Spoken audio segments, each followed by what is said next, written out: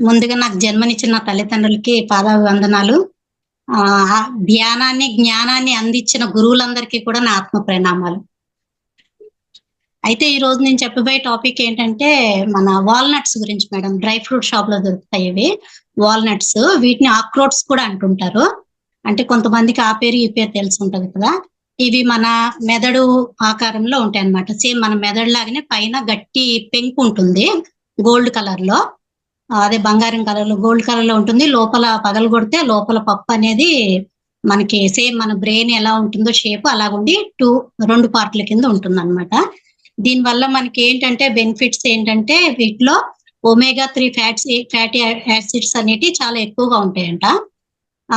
100 గ్రాముల పప్పు తీసుకుంటే అందులో 9 గ్రాములు ఒమేగా 3 ఫ్యాటీ యాసిడ్స్ ఉంటాయన్నమాట.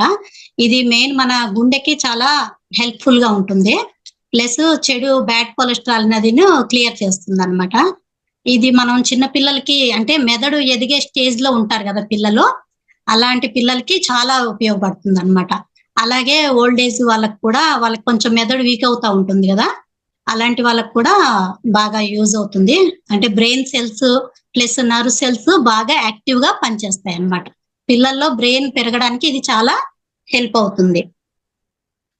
ఇవి మనకి సాఫ్ట్‌గా, సాఫ్ట్‌గా ఉంటాయన్నమాట. గోల్డ్ కలర్‌లో సాఫ్ట్‌గా ఉంటాయి. ఇవి కొంచెం చేదు టేస్ట్ తోటి ఉంటాయన్నమాట. టేస్ట్ అంతా స్వీట్‌గా ఉండదు. కొంచెం చేదుగా అనిపిస్తుంటాయి. అందుకే చాలా మంది ఇష్టపడరు, తినరు గూడా డ్రై ఫ్రూట్స్ ఇవి. హ్మ్. అంతే మేడం. ఇవి మనం డైలీ 5-10 సీడ్స్ తీసుకోవచ్చన్నమాట.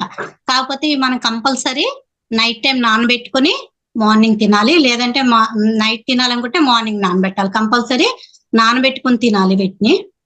ఆటిని నానబెట్టడం వల్ల గూడా వాటిలో కొంచెం చేదుతనం అది పోయి కొంచెం స్వీట్‌నెస్ అది గూడా వస్తుంది. ప్లస్ నానబెట్టడం వల్లే మన బాడీలోకి తొందరగా సప్లై అవుతుందన్నమాట. అంతే మేడం.